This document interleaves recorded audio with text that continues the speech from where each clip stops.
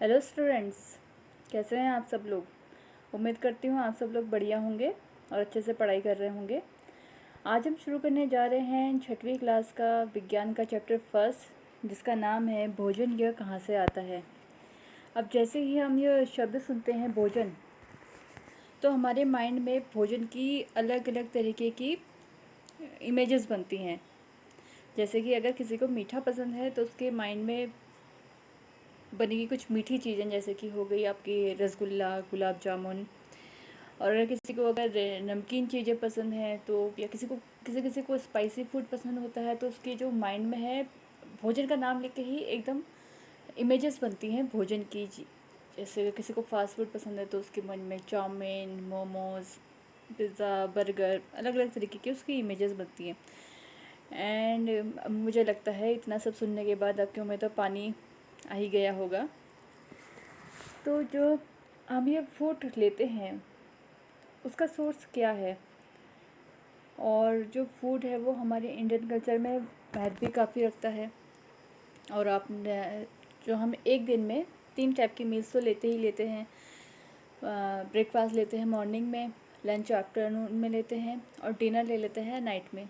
और लगभग हर दिन हमारा फूड जो है चेंज ही रहता है। ऐसा तो होता नहीं है कि हम लगातार ही एक ही फूड ले रहे हैं, ठीक है। थोड़ा बहुत चेंज तो रहता ही रहता है।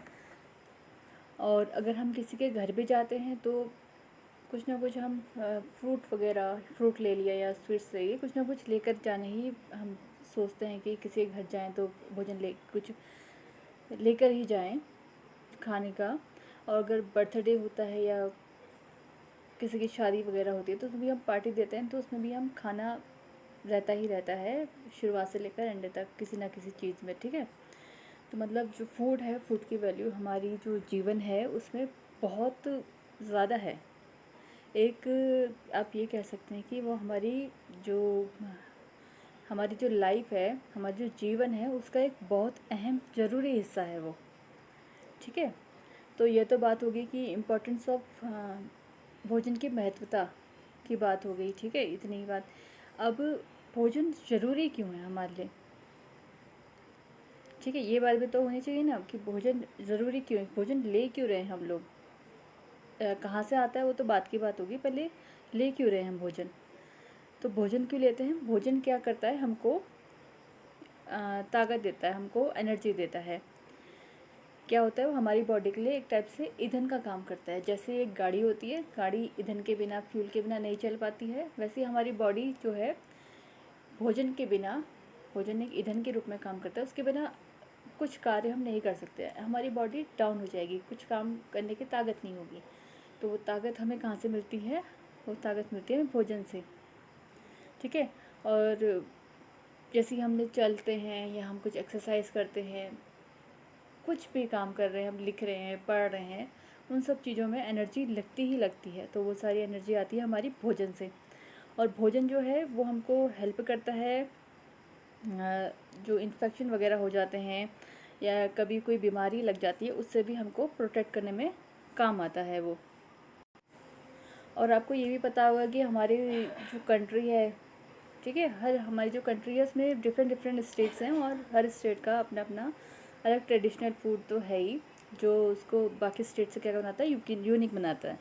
जैसे कि मैं आगे स्लाइड्स में आपको दिखाती हूँ ये, जैसे कि ये देखिए आप, नागालैंड का दिखा रखा है यहाँ पे, नागालैंड का फूड दिखा रखा है, सिक्किम का दिखा रखा है, तमिलनाडु का दिखा रखा है, और ये कर्नाटक का दिखा रखा है, ठीक है। हर जो स्टेट है उसका अलग अलग डिफरेंट है। अब यहाँ मैप में भी देखेंगे, ये देखिए मैप में देखिए, ये डिफरेंट्स, जैसे लद्दाख दिखा रखा है, जम्मू कश्मीर दिखा रखा है, मतलब जम्मू कश्मीर लद्दाख से लेकर पूरा कन्याकुमारी तक आप देखिए, हर स्टेट का अपना एक अलग अलग डिफरेंट फूड है, जो उसका ट्रेडिशनल फूड हम कह सकते हैं, ठीक है। जैसे कि यहाँ पे देखिए, ये गुजरात का ढोकला हो गया, ये इडली हो गई, इडली सांभर, मतलब हर स्टेट का अलग अलग फूड है ही है, ठीक है। आपकी बुक में भी दिखा रखा है, ये इडली का दिखा रखा है, ये देखिए, ये इडली ये फ़िश करी जो कोलकाता के जहाँ लोग हैं वो ज़्यादा पसंद करते हैं फ़िश को, फ़िश करी वगैरह।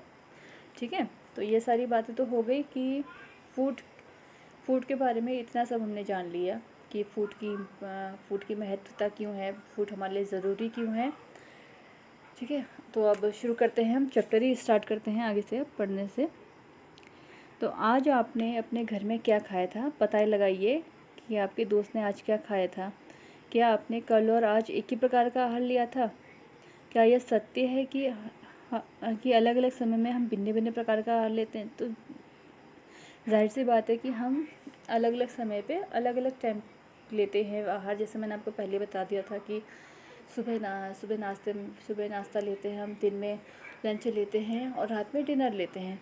ठीक है, और हम हर रोज़ कुछ ना कुछ अलग ही खाते हैं। ऐसा नहीं होता है कि हम एक ही चीज़ खा रहे हैं। अगर एक ही चीज़ खाएंगे तो एक ही जो विटामिन और मिनरल्स जो उसकी जो चीज़ें हैं हमें वही मिल पाएंगी, और बाकी जो चीज़ें हैं हमें उसकी बॉडी में हमारी कमी हो जाएगी। इसलिए हमें एक ही चीज़ को बार बार नहीं खाना चाहिए। जैसे कि अगर आप चावल ही चावल खाते हैं तो आपके बॉडी में कार्ब्स इकट्ठा होते रहेंगे, और बाकी चीज़ें नहीं खाते हैं तो उसके जो बाकी न्यूट्रिएंट्स हैं वो आपकी बॉडी में कमी कर देंगे। ठीक है, इतना समझ में आया? अब यहाँ देखिए, अब यहाँ पे एक शब्द लिखा गया है संगठकों। अब ये संगठकों क्या है इसको जानते हैं। आपने भोजन में अनेक प्रकार की चीज़ें खाते हैं, खाने की ये सभी चीज़ें किससे बनी हैं? अच्छा, जैसे कि आप एग्जांपल लीजिए चावल का। चावल तो सभी ने खाए होंगे। ठीक है, किसी किसी को पसंद होते हैं, किसी किसी को नहीं भी पसंद होते। तो जैसे कि चावल देखा भी होगा आपने कैसे पकता है, आपकी मम्मी बनाती होंगी तब देखा होगा आपने। नहीं देखा है तो तभी मैं बताती हूँ आपको कैसे बनाते हैं। चावल लीजिए और चावल में क्या करते हैं, पानी डालते हैं और रख देते हैं उसको पकाने के लिए। तो चावल कैसे पका? चावल में लगा आपका एक कच्चा चावल और पानी। तो जो चीज़ें किसी भी भोजन को पकाने में जो पदार्थ लगते हैं, ठीक है, वो उसके कहलाते हैं संगठकों। वो हैं उसके संगठकों। जैसे कि अभी तो मैंने एग्जांपल दिया आपको चावल का कि कच्चा चावल और पानी मिला के पके हुए चावल पक गए। ठीक है, अब जैसे कि हम लेते हैं रोटी का। रोटी हम कैसे बनाते हैं? आटा और पानी। तो वो जो क्या हो गए, आटा और पानी क्या हो गए, उसके संगठक हो गए। ठीक है, संगठक को इंग्लिश में क्या कहते हैं? इंग्रेडिएंट्स कहते हैं। इंग्रेडिएंट्स आपने सुना ही होगा।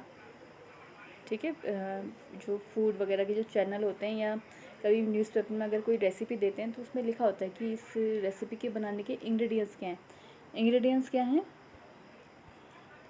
इंग्रेडिएंट्स हो गए आपके जो उस पर्टिकुलर भोजन को बनाने में जो पदार्थ यूज़ किए जा रहे हैं वो आपके हो जाते हैं संगठक। ठीक है, ये तो समझ में आया आपको? आगे बढ़े। जैसे कि यहाँ पे एग्जांपल दे रखा है, ये देखिए, रोटी और चपाती को बनाने में कच्ची सामग्री क्या है? आटा और जल। अगर हम दाल बनाएं तो दाल में तो हमें बहुत सारी चीज़ें चाहिए होंगी। कच्ची दाल चाहिए, जल चाहिए, नमक चाहिए, तेल या घी चाहिए, मसाले चाहिए। तो ये सब चीज़ें क्या हो जाएंगी? उसकी चीज़ें हो जाएंगी ये सारी संगठक। ठीक है, तो समझ में आया आप सबको? तो अभी तक हमने क्या क्या पढ़ लिया है? अभी तक हमने जाना कि भोजन हमारे लिए क्यों ज़रूरी है, और अलग अलग स्टेट्स के अलग अलग ट्रेडिशनल फूड हैं, और संगठक क्या होते हैं। ठीक है, तो आगे अब हम जानते हैं खाद्य सामग्री एवं उनके स्रोत। अब जो खाद्य सामग्री आप यूज़ कर रहे हैं, ठीक है, जो आप यूज़ कर रहे हैं, आप कोई वेजिटेरियन होगा, कोई नॉन वेजिटेरियन होगा। तो जो वेजिटेरियन है उसका मुख्य स्रोत क्या हो गया? वेजिटेरियन का जो वेजिटेरियन क्या है, जो फल सब्जी वगैरह ये चीज़ें खाते हैं, और नॉन वेजिटेरियन यानी कि मांसाहारी जो मांस वगैरह भी खाते हैं, और वेजिटेरियन यानी कि शाकाहारी। ठीक है, जो फल सब्जियां वगैरह ही लेंगे, और मांसाहारी जो मांस वगैरह भी यानी चिकन वगैरह या मीट वगैरह जो खाते हैं वो आपके हो जाएंगे शाकाहारी। तो दो टाइप के हो गए, दो टाइप के हुए नहीं हुए, एक हो गए आपके शाकाहारी और एक हो गई आपके मांसाहारी। ठीक है, तो हम ऐसे ही हम क्या कहते हैं, जो हमारे खाद्य स्रोत हैं, जो खाद्य सामग्री है, उनके स्रोत को भी हम टू टाइप्स में डिवाइड कर सकते हैं। कर सकते हैं, नहीं कर सकते हैं, जैसे हम इंसानों को डिवाइड करते हैं दो तरीके में कि एक वेजिटेरियन हो गए, एक नॉन वेजिटेरियन हो गए। तो ऐसे ही यहाँ पे हो जाएंगे दो जो है हमारे जो स्रोत हैं भोजन के, वो दो टाइप से हमको मिलते हैं। एक हो जाएंगे क्या हो गए, एक स्रोत हो जाएंगे जो हमें पेड़ पौधे से मिलेंगे, जो हमें किससे मिलेंगे, पेड़ पौधों से। और जो दूसरे स्रोत हो जाएंगे वो हो जाएंगे हमें जो मिलेंगे जानवरों से, जैसे कि अंडे, चिकन, मीट वगैरह। ठीक है, ये सारी चीज़ें हो जाएंगी। अब आगे बढ़ते हैं। जैसे कि यहाँ पे ही देखिए, ये आपको दिखा रखा है ना, ये एक फ़ोटो दिखा रखी है यहाँ पे, ये स्रोत की दिखा रखी है कि फल वगैरह, और दो स्रोत दिखा रखे हैं, फल वगैरह और दाल वगैरह। दाल भी क्या हो जाएंगे आपके में पेड़ स्रोत होंगे, यानी कि शाकाहारी स्रोत हो गए, और ये नॉन वेजिटेरियन यानी कि मांसाहारी। ठीक है, अब यहाँ पे देखिए क्या लिखा है यहाँ पे,